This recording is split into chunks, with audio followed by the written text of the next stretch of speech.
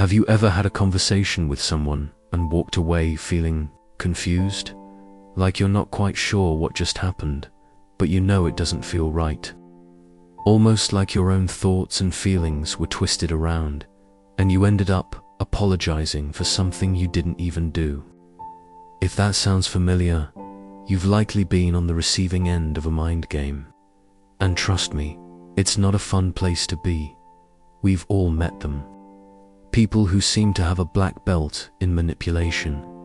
They're masters at twisting words, playing with emotions, and making you doubt your own sanity.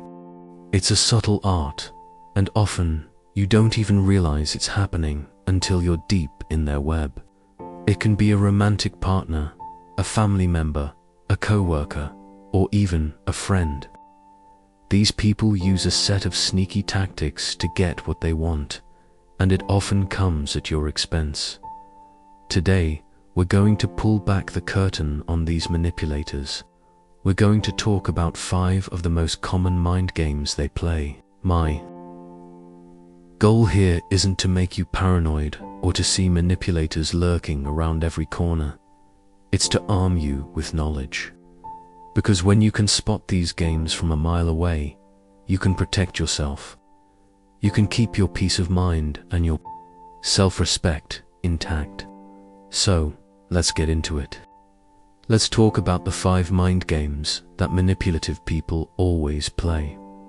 The first mind game is a classic, and it's one you've probably heard of.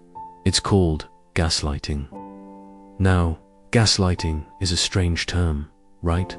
It actually comes from a 1938 play called Gaslight, which was later made into a famous movie. In the story, a husband tries to convince his wife that she's going crazy by secretly dimming the gas-powered lights in their home and then denying that anything has changed when she mentions it. He tells her it's all in her head. And that's exactly what gaslighting is. It's when someone tries to make you doubt your own perception of reality. They want you to question your memory, your judgment, and even your sanity. Here's how it often plays out in real life. Let's say you're in a relationship, and your partner says something hurtful to you. Maybe they make a cruel joke at your expense in front of your friends. Later, when you bring it up and tell them that their words hurt your feelings, they might say something like, "I never said that. You're remembering it wrong." Or they might try to downplay it. "It was just a joke. You're being way too sensitive. See what's happening there." They're not just disagreeing with you. They are actively denying your reality. They are telling you that what you saw, what you heard, and what you felt isn't real. And when this happens over and over again, it can be incredibly damaging. You start to think, well, maybe I am too sensitive. Maybe I am remembering it wrong. You start to lose trust in yourself. Let me give you another example, this time in a work setting. Imagine you have a boss who is constantly changing deadlines. On Monday, they tell you a project is due on Friday. You work hard all week to meet that deadline. On Friday morning, you turn it in, and your boss looks at you with a confused expression and says, "Why are you giving this to me now? I told you it was due next Friday. You really need to pay more attention." You're left standing there, completely bewildered. You know what you heard. You even wrote it down. But your boss is so confident, so dismissive, that you start to second-guess yourself. This is a power play. It's a way for them to maintain control and to make you feel incompetent. The ultimate goal of gaslighting is to break down your sense of reality so that you become more dependent on the manipulator. When you can no longer trust your own judgment, you start to rely on them to tell you what's real and what isn't, and that's a very dangerous position to be in. It's a slow erosion of your self-confidence, and it can leave you feeling anxious, confused, and isolated. Recognizing gaslighting is the first step to shutting it down. You have to learn to trust your guts. If something feels wrong, it probably is. The second mind game is a little more subtle, but it's just as destructive. It's called playing the victim. Manipulators are experts at this. They have an uncanny ability to twist any situation around so that they come out looking like the injured party, even when they are the ones who caused the problem in the first place. This is a powerful tactic because it preys on our natural empathy and our desire to help others. Let's go back to our relationship example. Imagine you're trying to have a serious conversation with your partner about something that's been bothering you. Maybe they haven't been pulling their weight around the house, and you're feeling overwhelmed. You bring it up calmly and respectfully. You say something like, "Hey, I'm feeling really stressed out lately with all the chores. I was hoping we could work together to divide them up more evenly." A healthy, supportive partner would hear you out. They might say, "You're right, I'm sorry. Let's figure out a better system." But a manipulative person will play the victim. They might respond with something like, "I can't believe you're saying this to me. You know how much pressure I'm under at work. I'm doing my best, and it feels like you never appreciate anything I do. I guess I'm just a terrible partner." Do you see the shift? All of a sudden, the conversation is no longer about the chores. It's about how you've hurt their feelings. You were the one with a legitimate concern, but now you're the bad guy. You're the one who needs to apologize. You end up comforting them, reassuring them that they are a good partner, and the original issue gets completely swept under the rug. You walk away feeling guilty and confused, and nothing has been resolved. This happens in friendships too. Let's say you have a friend who is constantly late. You've talked to them about it before, but nothing changes. One day, you've made plans to see a movie, and they show up 30 minutes late, causing you to miss the beginning. You're understandably annoyed, and you tell them so. Instead of a simple apology, the victim-playing friend might say, "You have no idea what my day has been like. My boss yelled at me, I got a flat tire, and I barely had time to eat. I rushed to get here, and this is the thanks I get. I thought you were my friend. Now you feel like a jerk. You feel selfish for being upset about a movie when they've had such a terrible day." The manipulator has successfully deflected all responsibility and made you feel guilty for having your own feelings. Playing the victim is a way for manipulators to avoid accountability. They don't want to admit when they're wrong, so they create a narrative where they are constantly being wronged by others.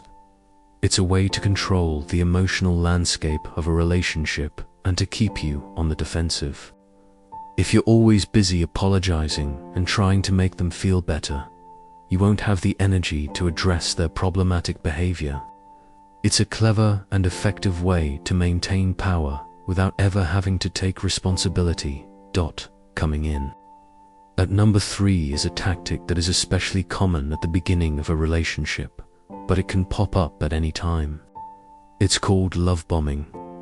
This one can be particularly hard to spot because, on the surface, it feels amazing.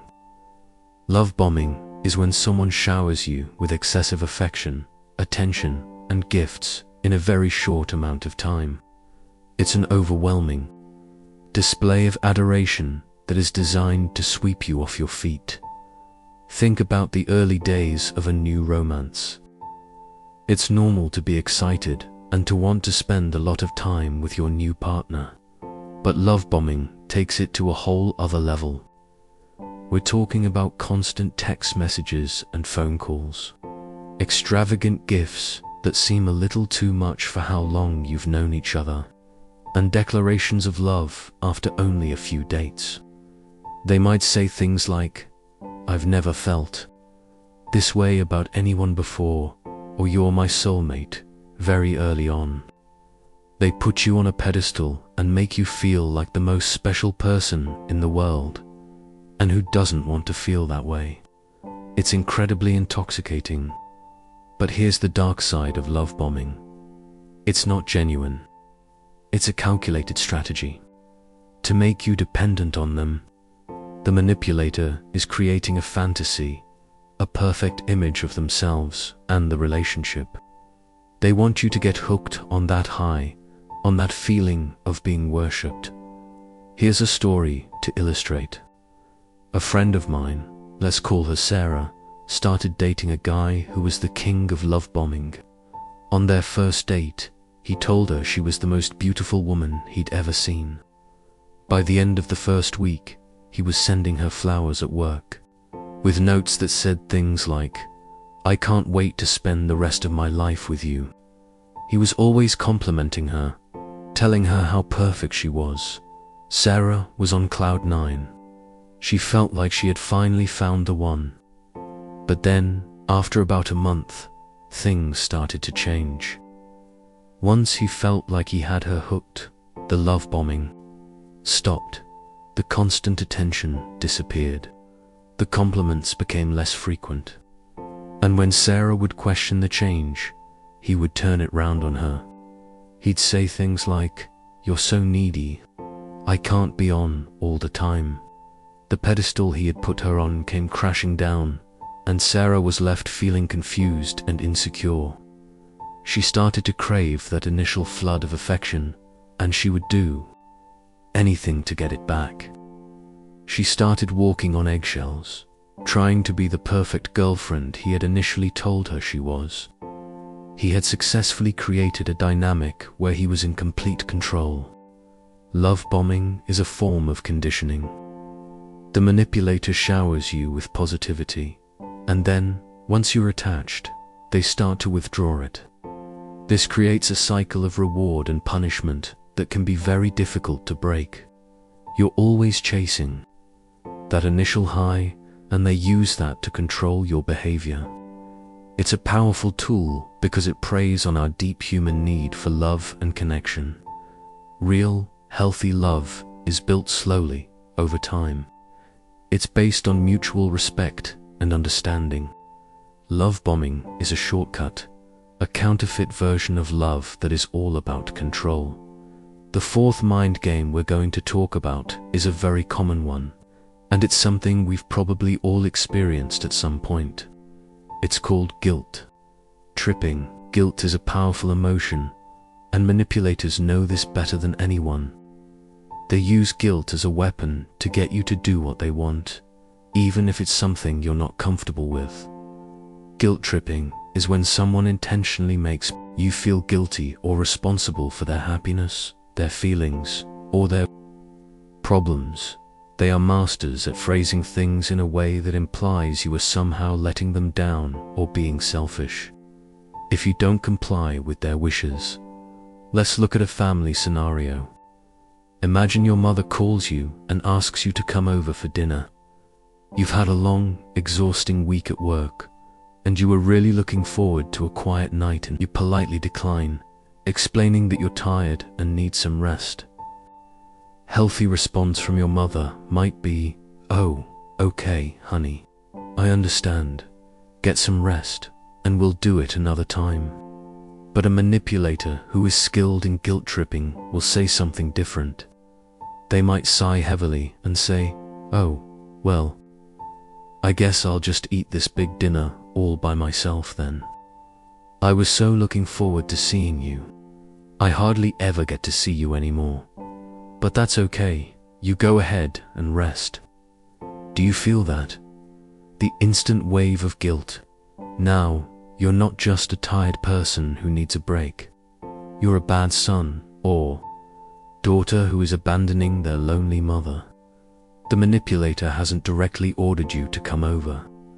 They haven't yelled at you. They've just skillfully planted a seed of guilt, making you feel responsible for their loneliness. More often than not, people give in to this kind of pressure. They end up dragging themselves over to dinner, feeling resentful and tired. This tactic is also very common in friendships. Let's say a friend asks to borrow money from you. You're not really in a position to lend it, or maybe you have a personal rule about not lending money to friends. You tell them no, and you explain your reasons. A guilt-tripping friend might say, "Wow, I thought we were closer than that. I'd do it for you in a heartbeat. I guess I know where I stand now." Suddenly, the issue isn't about the money anymore. It's about your loyalty as a friend. They are questioning the very foundation of your relationship to make you feel bad and to pressure you into changing your mind. The key to understanding guilt tripping is that it's a form of emotional blackmail. The manipulator is essentially saying, "If you don't do what I want, I will be unhappy and it will be your fault." They are offloading the responsibility for their own emotional well-being onto you. Healthy relationships are based on mutual respect for each other's boundaries. You should be able to say no without feeling like you have to justify it or feel guilty about it. When someone consistently uses guilt to get their way, it's a major red flag. It shows that they are more interested in controlling you than in respecting you as an individual. And that brings us to our fifth and final mind game. This one is a bit more complex, and it often involves a group of people. It's called triangulation. Triangulation is when a manipulative person brings a third person into a conflict to back them up and to gang up on you. Instead of dealing with you directly, one-on-one, they create a triangle to shift the power dynamic in their favor. This is a classic divide and conquer strategy. The manipulator acts as the middleman, controlling the flow of information between you and the third person. This allows them to create a narrative that serves their own interests and to make you feel isolated and outnumbered. Let's see how this plays out in a work environment. Imagine you're having a disagreement with a co-worker, let's call him Tom, about how to approach a project. You have one idea and he has another. Instead of discussing it with you and trying to find a compromise, Tom goes to your boss and complains about you. He might say something like, "I'm really trying to work with them, but they're being so difficult and won't listen to any of my ideas. I'm worried the project is going to fail because of their stubbornness." Now, when your boss comes to talk to you, they already have a negative perception of the situation. They've only heard Tom's side of the story. You are immediately on the defensive. Tom has successfully created a triangle with you, him, and the boss. He's positioned himself as the reasonable one and you as the problem. Triangulation also happens frequently in families. Let's say you and your sibling are having an argument. Instead of working it out with you, your sibling might go to your parents and tell them their version of the story. They might exaggerate what you said or leave out important details to make themselves look better. Then, your parents come to you and say, "Your sister told us what happened. We're very disappointed in you." You're left feeling betrayed and misunderstood. You're not just dealing with your sister anymore. You're dealing with your sister and your parents. The manipulator has used a third party to validate their position and to put pressure on you. One of the most insidious things about triangulation is that the manipulator can play both sides against each other. They might tell you one thing and tell the third person something completely different. This creates confusion and mistrust, and it keeps the manipulator in a position of power. They are the puppet master, pulling the strings. The purpose of triangulation is to avoid direct communication and to destabilize you. By bringing in an outside party, the manipulator doesn't have to face you on their own. They can hide behind the third person and use them as a shield or a weapon. It's a cowardly and destructive way to handle conflict, and it can do serious damage to relationships. If you find yourself constantly being put in a position where you have to defend yourself against a third person who has been briefed by someone else, you are likely a victim of triangulation. So there you have it. 5 of the most common mind games that manipulative people play: gaslighting, playing the victim, love bombing, guilt tripping, and triangulation. It's a lot to take in, I know, and it can be unsettling to recognize some of these tactics in your own life. But remember, the point of this is not to create fear, it's to create awareness. These manipulators thrive in the dark.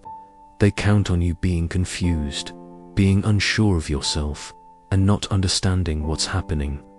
When you shine a light on their tactics, they lose their power. Knowledge is your shield. When you can put a name to what you're experiencing, when you can say, this is gaslighting, or this is a classic guilt trip, you can detach from the emotional impact of it. You can see it for what it is. A game that you don't have to play. It's important to trust your instincts.